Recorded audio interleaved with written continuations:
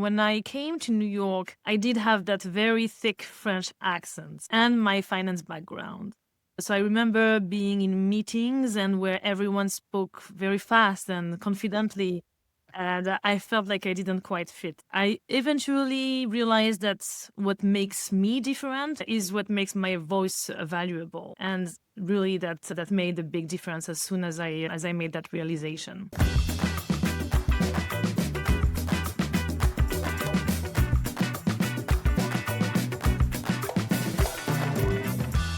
Hi, everyone. Welcome to another episode of Unmutedmoments, a podcast for professionals and immigrants exploring the journey to finding and owning your voice.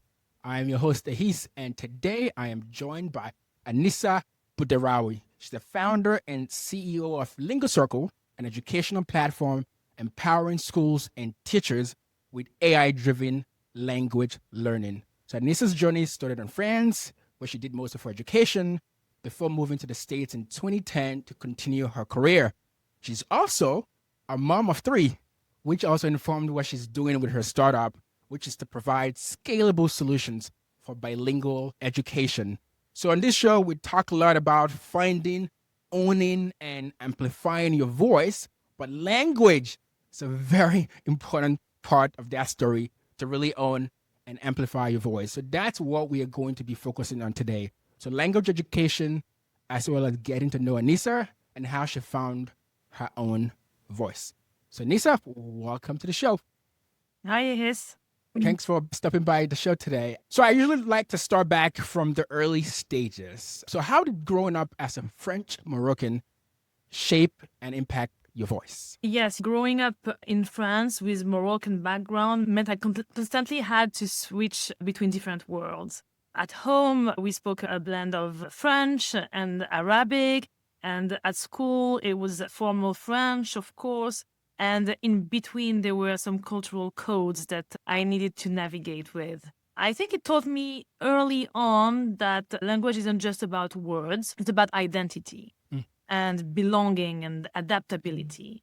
That's really shaped me shaped how I communicate today, I think, with empathy, with clarity and awareness, and realizing that the language carries power. That's very powerful. I like the connection between language and identity. In the show, we talk a lot about accents, going to a new place, and trying to feel like you belong. And part of it is trying to assimilate, or trying to feel like you have to speak like the way the people over there speak. So at that stage, 3 languages, is that right? French, Arabic, is it something else? And so I speak 4 languages. 4 languages? Yes. Did you speak English growing up? I actually learned it myself. I Oh, wow. was always passionate about languages when I was a kid, and I learned it at school, of course, because in France this is a requirement. And watching shows, really, this was a big part, and also being really passionate about languages from an early age. I'm very jealous because it surprises people when I tell them I really only understand English. Maybe I understand different types of English, like the way we speak it in Nigeria is different from the way it's spoken here, but still English. So Nigeria is very fragmented. So you have different little ethnic or tribal groups. My parents, my mom and my dad came from different groups. So they had different languages. So English was the common one. So I did not grow up with them speaking the same language because they had different languages. So English is what I grew up speaking. So it's always interesting to people when I say, do you speak Nigerian? First of all, there's no Nigerian. There's no language called Nigerian. English, it was a former British colony. So English is our formal language in school and business and all that stuff. But then based on where your parents are from, you have your own tribal or ethnic languages. We have about over 200 of them in Nigeria, so a lot. Sometimes they're very small groups, sometimes they're bigger. We have 3 main ones. I'm from a very small group, but my parents both spoke different languages. So coming to America, I only had the one. So I'm very jealous of someone who can speak 4. I imagine it opened a lot of doors. So when moving to the US now in 2010, what was that experience for you in terms of trying to fit in or feel like you belong in your new home, a new environment? Absolutely. So when I came to New York, I did have that very thick French accent and my finance background. So I remember being in meetings and where everyone spoke very fast and confidently, and I felt like I didn't quite fit. I eventually realized that what makes me different is what makes my voice valuable. And really that made a big difference as soon as I made that realization. What helped you? Because sometimes it's like having a mentor that helps you, or sometimes I guess maybe books, different types of things that help someone get to that realization. So I guess two questions there. So one, did that come early in your journey, or did that take you time to get to that realization? And I don't know if you can remember any specific moment or thing that helped you get to that point where you got comfortable in your own voice and realized the uniqueness of your voice is what differentiates you, right, compared to everyone else. And so how did you get to that point? I think it started when I had my first speaking event and I spoke at a bilingual fair about language and how important it is for me as a parent to be able to have my child connect with me. And then I had parents come to me after the event and actually ask questions and let me know that's exactly what they've been feeling, and but they didn't know how to say it. And that moment reminded me that really your voice doesn't have to be polished to be powerful. It just has to be authentic. Oh, that itself is very powerful. That statement right there is very powerful. Your voice does not need to be polished, but it needs to be authentic. So in this case, sounds like actually putting yourself out there helped you to realize this. And so from that realization to now being a founder of a edtech company that's focused on language, like what happened between those? Like what took you from that realization to then having that conviction that this is something that you want to pursue and even start a business in? I always wanted to start my business, but I feel like I didn't. Probably didn't have the courage, or I thought it was a very complicated route to go through. You go to college, you study, you learn to be an employee and to work in the corporate world. And to me, entrepreneurship was not something that was something that I was really aspiring to, but I didn't know about. When I had my first child, I became very passionate about language, and I moved to New York. I had my first child back in 2017, and I really wanted him to be able to connect with me, to connect with my language and my roots and my culture. So to me, it became very important that he could speak the French language. And I saw a problem that needed to be solved, and I dived into it. I just started very small and went solving one problem after the other, and that's how Lingo Circle was born. That's awesome. I'm always amazed when I talk to people who take this entrepreneur route in terms of what gave them the courage to start. Did you have any like entrepreneurs in your family, parents, or anything like that growing up that gave you that sort of idea, maybe growing up? No, not at all, actually. It's really something that came on its own, and that's something I was very dreaming about from a young age, and that's really the ability to have the freedom to do something that makes an impact, and to also to control your life. It's awesome. I think that's even more impressive, not having prior experience from like a family standpoint.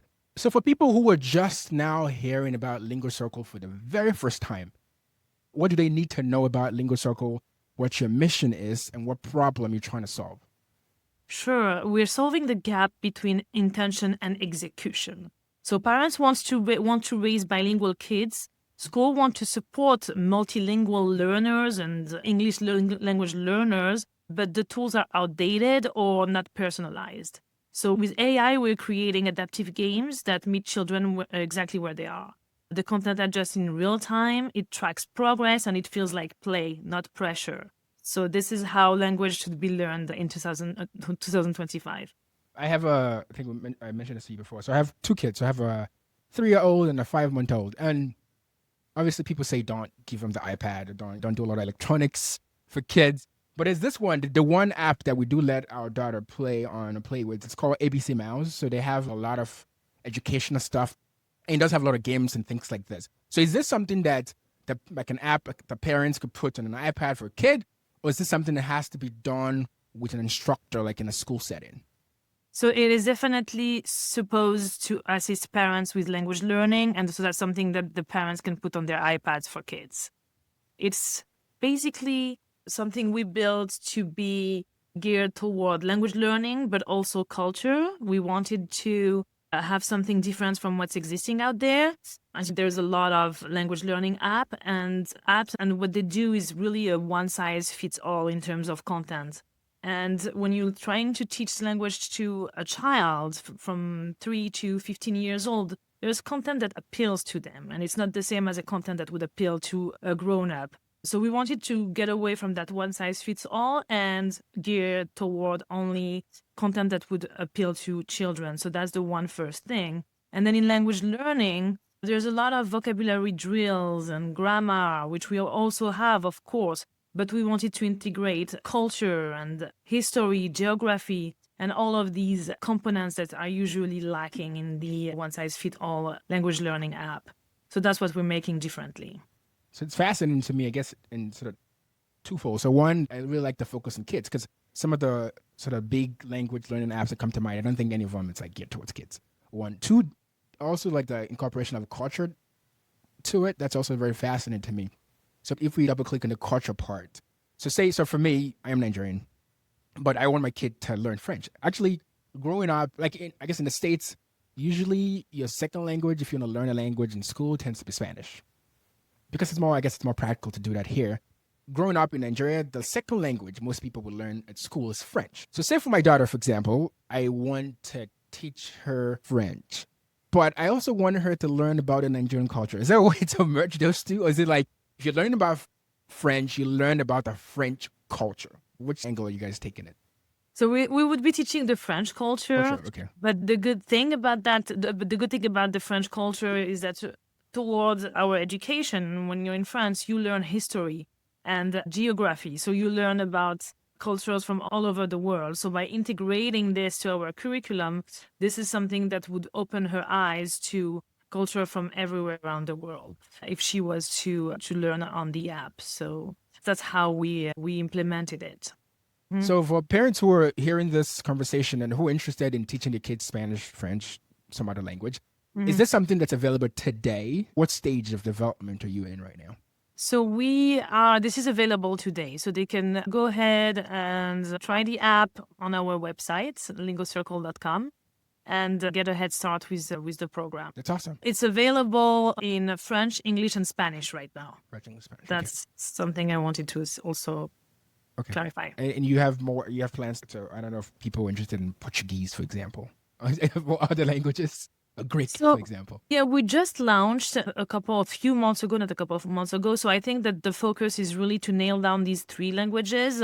And to provide great content and hear feedback from the users and the parents that are going to start using the app. So I think right now we'll focus on these 3 languages. English is also something that is requested a lot by a lot of families, English language learners around the globe. I think we'll focus on those 3 languages for now. And then as we grow, we'll definitely try to incorporate more. Awesome. So I know you also do a lot of work on the school side, working directly with schools. So can you speak to that, how you partner with schools? Sure. So we've always been working directly with parents, and Lingo Circle has been established since 5 years, and that was our main focus. But we have had school reach out to us to help improve or implement bilingual education program or identity language program for international schools. Also support English language learner with the differentiated learning. We started working with schools really organically as they were reaching out to us. And that's when we decided to build an AI-powered app, Lingo Circle, that would also help teachers better track the progress of their students and be able to actually provide a differentiating learning depending on the level of the students with the languages. So it's a new venture. It's very different from reaching out to parents. We're learning as we go, and I'm very excited to kick that out. And our idea is really to help teachers, and we have a big focus on giving them the tools to be able to provide a better targeted and personalized learning for their students. That's great.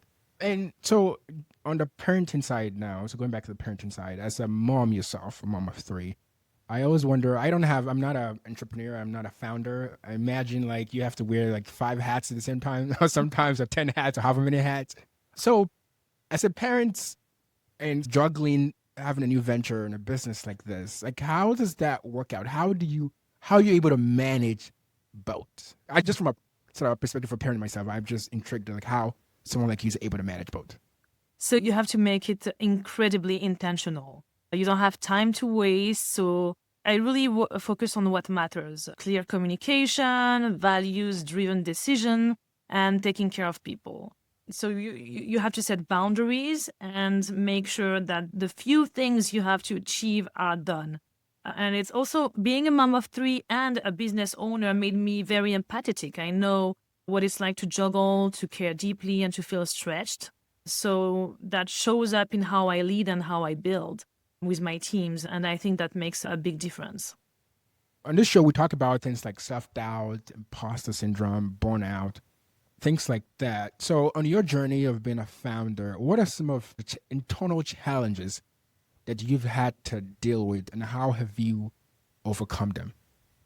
I think it's all of the above, what you mentioned: self-doubts, feeling overburdened with work, and also feeling like you can't do it all at some points in the journey because you're wearing so many hats. And how did I overcome them? I think it's just going step by step, really. And when you're an entrepreneur, you're constantly solving problems, right? Whether it be a tech feature that is not advancing as you want, or something that is bugging, a school calling you because there is an issue, or a parent because they're still waiting for their teacher in the classroom, the online classroom.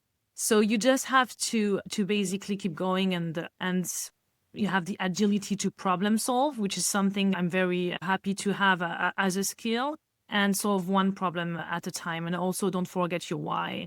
That's what keeps you going. Why are you doing this? And really, that's what matters. Being able to juggle as you go, and segment your problem, and have the right team as well. I like this whole idea of your why. I've been thinking about this whole idea about, I don't want to say burnout, but like people say if you do what you're passionate about, it wouldn't feel like you're burnt out. Part of why people are burnt out could be like a misalignment, like you're doing something that you don't like, so that's why you feel burnt out. If you're doing something you're passionate about, even if you're doing for like lots of hours and it's stressful, but it wouldn't feel like that. And the reason why I've been thinking about this, I've been thinking about this podcast on top of my work. And I still have a full-time job. And as I do this podcast, and sometimes I have to stay up late. So maybe like record, to maybe edit an episode, or maybe try to reach out to people to schedule recordings. But even if I was doing it till 2 a.m., I didn't feel like work. Like I wasn't grumbling, oh my God, why am I doing this at 2 a.m.? Like I'm doing it 2 a.m. or however long it takes me, 3 a.m., whatever, I'm editing an episode, trying to cut out new clips. But I genuinely enjoy what I'm doing. So I don't feel like it's a burnout. So I sometimes imagine, oh, is that what they mean when they say if you do something you're really passionate about, like you wouldn't feel burnt out? So it's something I've been thinking about. I'm still trying to like gather my thoughts for a LinkedIn post. I don't have the thoughts together yet, but it's just been fascinating to me, and just my little journey of the last sort of few months, like doing this, which is obviously on top of my regular work, and how demand, or not as demanding as yours, but how demanding it can be, but still I don't like feel like it's burdensome much work, because I genuinely enjoy it. I genuinely like meeting new people like you, like having this type of conversation. Now I genuinely also just like helping people that I hear from who are in similar situations, whether new immigrants, new professionals, just trying to find themselves and find their voice. So if there's somebody who has like a bold idea, they want to start a new venture or something big, but it just can't get themselves to take that first step, like what advice would you give to such a person? To take that first step, because that's all that matters. I think it's all about not looking at all the work that is ahead, but just start small. So just get started, do it, and you'll learn by doing it. Really, this is how I did it. I actually remember building a Gantt chart where I had all of the steps I needed to go through to get to the finish line. And it helped me a lot, because then it broke out the steps, the huge step of starting the business and starting the venture, into small, tiny steps. And I just had to get myself to do each tiny step, and one step at a time. And then you learn by doing. And then if you're very curious, you just research, and you have to be surrounded as well with a support system, and have mentors as well is very important. I think network with people that have already done it, and get advice from them, actually. I like that advice of the Gantt chart and having the little steps. Guys, I've been having conversations like this about imposter syndrome and self-doubt and some of the resources or tools in terms of managing and overcoming them. And something that has come up multiple times is like when you're in a situation like that and you have all this self-doubt, is to stop and think about what are those actual things that are making you nervous or that are making you doubt yourself or that are making you unable to actually take that first step and actually write them out. Is it because I'm afraid of A? Is it because I think B is going to go wrong? Is it because this is going to happen, that's going to happen?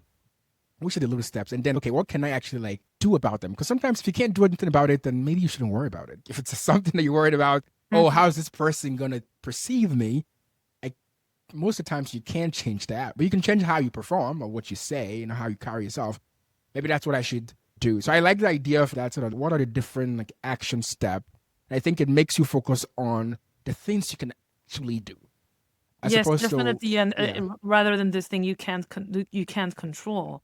And instead of staying in your head with self-doubt, I would say just start and not overthink as well, because wanting everything to be perfect or overthinking is makes it something that is never done. Actually, as we say, perfect is the opposite of done. Just getting started, and I just wanted to chime in on the comment about, oh, what is this person going to think about? And that's something that is really important because we think about that, but someone once told me that other people don't really care about you. You don't matter to them. Just do your thing because nobody cares.